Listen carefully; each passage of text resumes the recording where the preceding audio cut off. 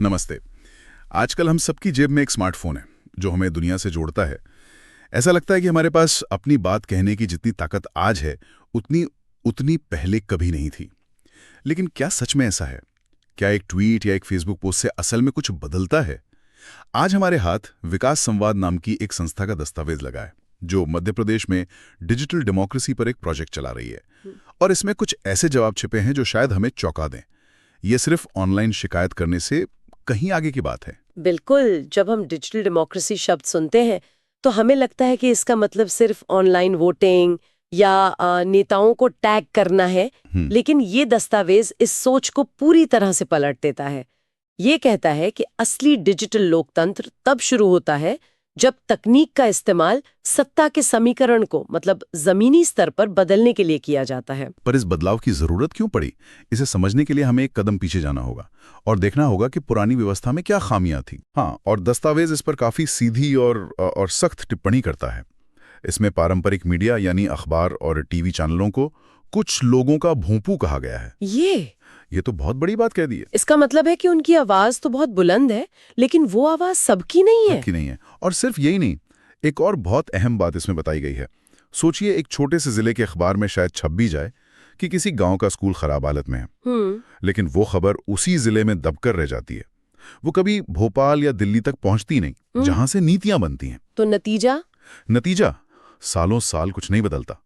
शिकायतें एक बंद कमरे में गूंज कर खत्म हो जाती हैं।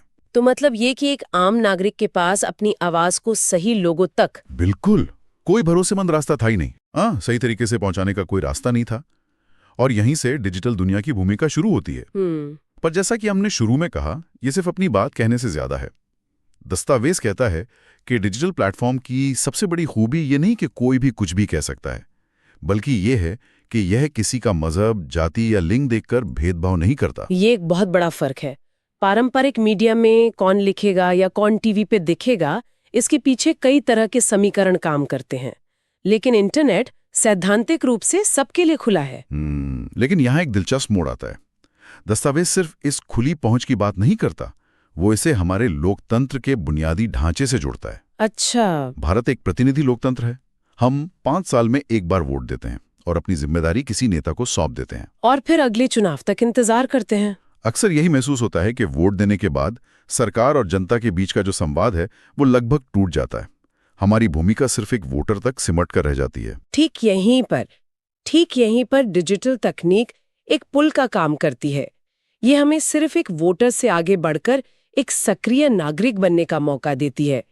एक ऐसा नागरिक जो सिर्फ 5 साल में एक बार नहीं, बल्कि हर दिन, हर हफ्ते अपनी जरूरतों, अपनी उम्मीदों और अपनी शिकायतों को सामने रख सकता है। एक तरह से ये लोकतंत्र को एक इवेंट से एक लगातार चलने वाली प्रक्रिया में बदल देता है। चलिए अब इस विचार को जमीन पर उतारते हैं, क्योंकि विकास संवाद सिर्फ ये बातें कह नहीं रहा। नहीं, वो इसे मध्य प्रदेश के खंडवा, झाबुआ, पन्ना और भोपाल जैसे इलाकों में करके दिखा रहा है। उनके प्रोजेक्ट के 3 मुख्य लक्ष्य हैं। पहला सुनने में बहुत सीधा साधा लगता है, हाशिए पर मौजूद समुदायों को डिजिटल तकनीक और उपकरणों तक पहुंच देना। लेकिन मुझे लगता है ये इतना आसान नहीं होगा। किसी को सिर्फ एक स्मार्टफोन दे देना काफी तो नहीं हो सकता। बिल्कुल नहीं। और यहीं पर इस प्रोजेक्ट की गहराई समझ में आती है। जरा झाबुआ का उदाहरण लीजिए, जो एक आदिवासी बहुल इलाका है। वहां सिर्फ किसी के हाथ में फोन थमा देने से कुछ नहीं होगा। वहां चुनौती है भाषा की, वहां चुनौती है भरोसे की। तो पहुंच का मतलब सिर्फ डिवाइस देना नहीं है। अच्छा। इसका मतलब है ऐसा माहौल बनाना जहां वे उस डिवाइस को इस्तेमाल करने में सहज महसूस करें। शायद उनके लिए उनकी अपनी भीली बोली में छोटे छोटे वीडियो बनाए गए हों जो उन्हें सिखाएं कि फोन का कैमरा कैसे इस्तेमाल करना है। पहुंच का मतलब इंटरनेट कनेक्शन भी है, जो इन दूर दराज के इलाकों में आज भी एक बड़ी समस्या है। अच्छा, तो ये सिर्फ हार्डवेयर देने की बात नहीं है, ये एक पूरा इकोसिस्टम बनाने की बात है। और यहीं से उनका दूसरा लक्ष्य जुड़ता है, समुदाय के तकनीकी ज्ञान और कौशल को विकसित करना। ये सुनने में किसी सरकारी ट्रेनिंग प्रोग्राम जैसा लगता है, लेकिन दस्तावेज के हिसाब से ये उससे कहीं ज्यादा है। ये कोई टिपिकल कंप्यूटर क्लास नहीं है जहां आपको माइक्रोसॉफ्ट वर्ड सिखाया जा रहा है। यहाँ कौशल विकास का मतलब है लोगों को डिजिटल नागरिक बनाना। इसे ऐसे समझिए, आपको सिर्फ ये नहीं सिखाया जा रहा है कि व्हाट्सएप पर मैसेज कैसे भेजें, बल्कि ये सिखाया जा रहा है कि व्हाट्सएप का इस्तेमाल करके अपने गांव की टूटी हुई सड़क की जियो टैग की हुई तस्वीर सीधे सरपंच या विधायक को कैसे भेजें। हो आपको ये सिखाया जा रहा है कि सूचना का अधिकार यानी आरटीआई ऑनलाइन कैसे दायर करें। एक मिनट, ये तो बहुत बड़ा बदलाव है। इसका मतलब है कि तकनीक को मनोरंजन या बातचीत के साधन से निकालकर अधिकार और जवाबदेही मांगने वाले एक औजार में बदला जा रहा है। आपने सही पकड़ा, यही इस प्रोजेक्ट का असली सार है। दस्तावेज में किस्सा है पन्ना जिले का। वहां महिलाओं के एक समूह ने देखा कि उनके गांव के सरकारी स्कूल में टीचर महीनों से नहीं आ रहा था। पहले वे सिर्फ आपस में बात करके या सरपंच से मौखिक शिकायत करके रह जाती थी, जिसका कोई असर नहीं होता था। जो अक्सर होता है। जी, इस प्रोजेक्ट के तहत उन्होंने अपने स्मार्टफोन से स्कूल की खाली क्लासरूम और बच्चों की वीडियो बनानी शुरू की। हर दिन उन्होंने एक छोटा सा वीडियो बनाकर उसे जिला शिक्षा अधिकारी को भेज दिया। और इसका नतीजा क्या हुआ? हफ्ते भर के अंदर एक नए टीचर की नियुक्ति हो गई। ये एक छोटी सी कहानी है, लेकिन ये इस मॉडल की ताकत दिखाती है। यहाँ तकनीक ने क्या किया, उसने एक मौखिक शिकायत को एक ऐसे ठोस विजुअल सबूत में बदल दिया जिसे नजरअंदाज करना नामुमकिन था। इसने सत्ता के समीकरण को बदल दिया। अब शिकायत करने वाले के पास एक ऐसा रिकॉर्ड था जिसे कोई झुठला नहीं सकता था। ये वाकई कमाल है। तो पहला कदम था पहुंच बनाना, दूसरा था सही कौशल सिखाना, और प्रोजेक्ट का तीसरा लक्ष्य है समावेशी डिजिटल साक्षरता लाना। इसमें समावेशी शब्द पर खास जोर है। इसका क्या मतलब है? इसका मतलब है कि ये साक्षरता सिर्फ आम जनता के लिए नहीं है। ये सरपंच, पंचायत सचिव और स्थानीय सरकारी अधिकारियों के लिए भी है। सोचिए, अगर गांव वाले तो डिजिटल तरीके से शिकायतें भेज रहे हैं, लेकिन जिस अधिकारी को वो मिल रही है उसे पता ही नहीं कि उस जियो टैग की हुई तस्वीर का क्या करना है, तो पूरा सिस्टम ठप हो जाएगा। बिल्कुल। हाँ, ये तो एक तरफा रास्ता हो जाएगा। मतलब संवाद के लिए दोनों सिरों का तैयार होना जरूरी है। बिल्कुल। और समावेशी का एक और मतलब है कि ये साक्षरता समाज के उन तबकों तक पहुंचे जिनकी आवाज पारंपरिक रूप से दबा दी जाती है। महिलाएं, दलित, आदिवासी समुदाय।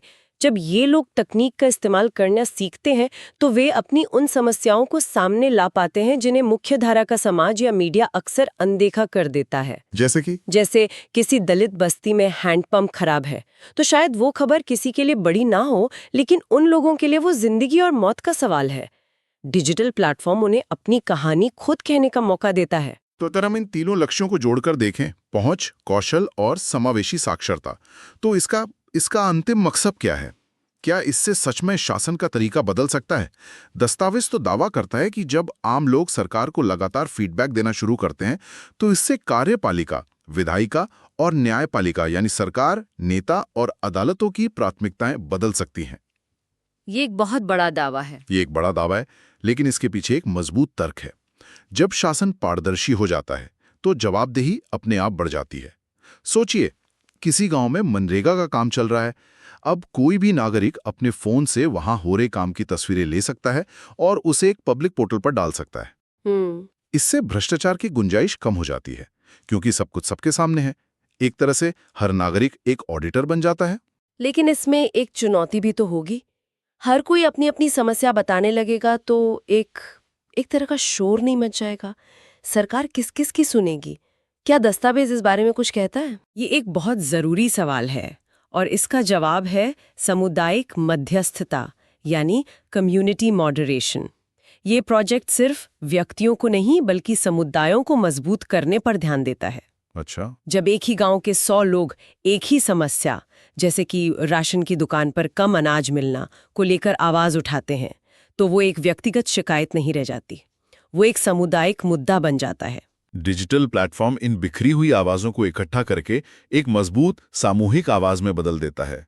तब सरकार के लिए उसे नजरअंदाज करना मुश्किल हो जाता है। तो ये सिर्फ शिकायतें दर्ज करने का सिस्टम नहीं है, बल्कि जनमत बनाने और प्राथमिकताएं तय करवाने का एक तरीका है। जब सरकार को दिखता है कि हजारों लोग स्वास्थ्य या शिक्षा के किसी एक मुद्दे पर लगातार बात कर रहे हैं, तो उसे अपनी नीतियों में उसे जगह देनी पड़ती है। ठीक, यही बात है।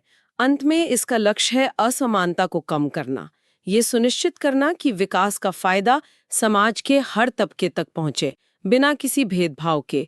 दस्तावेज के शब्दों में डिजिटल डेमोक्रेसी सिर्फ एक तकनीकी प्रक्रिया नहीं है, ये सामाजिक न्याय और बराबरी हासिल करने का एक राजनीतिक औजार है। ये उस खाई को पाटने की कोशिश है जो आजादी के 70 साल बाद भी हमारे लोकतंत्र में मौजूद है। कौन सी खाई? जहां वोट डालने का हक तो सबको है, पर अपनी बात कहने और सुनवाने का मौका सबको बराबर नहीं मिलता। तो आज की हमारी इस पूरी बातचीत का सार ये है कि डिजिटल डेमोक्रेसी का असली मतलब हाथ में स्मार्टफोन होना नहीं है। इसका असली मतलब है उस स्मार्टफोन का इस्तेमाल शक्ति के उस असंतुलन को ठीक करने के लिए करना जो हमारे समाज में गहराई तक मौजूद है। ये विकास संवाद का प्रोजेक्ट दिखाता है कि जब तकनीक को सही इरादे और सही रणनीति के साथ जमीन पर उतारा जाता है तो ये सिर्फ लोगों को आवाज ही नहीं देती, बल्कि उनकी आवाज में वजन भी पैदा करती है। बिल्कुल सही। ये एक ऐसी व्यवस्था बनाने की कोशिश है जहां संवाद एक तरफा ना हो, जहां सरकार और जनता के बीच लगातार लेन देन चलता रहे। और ये लोकतंत्र की उस मूल भावना को फिर से जिंदा करता है जो कहती है कि शासन असल में जनता का, जनता के द्वारा और जनता के लिए होना चाहिए। ये एक बहुत ही उम्मीद जगाने वाली तस्वीर है। हाँ, ये है। लेकिन जाते जाते एक सवाल जरूर सोचना चाहिए जिस पर श्रोता भी विचार कर सकते हैं। ये पूरा दस्तावेज डिजिटल तकनीक को एक ऐसे आजाद मंच की तरह दिखाता है जो कुछ लोगों के नियंत्रण से मुक्त है। लेकिन क्या होगा जब ये फेसबुक, ट्विटर और व्हाट्सएप जैसे डिजिटल प्लेटफॉर्म खुद ही ताकत के नए गढ़ बन जाएं? जब उनका नियंत्रण कुछ बड़ी कंपनियों या खास विचारधाराओं के हाथ में आ जाए, तब एक सच्चे डिजिटल लोकतंत्र की लड़ाई का मैदान क्या होगा और उसके नियम क्या होंगे? ये एक नई चुनौती है जिसके लिए हमें तैयार रहना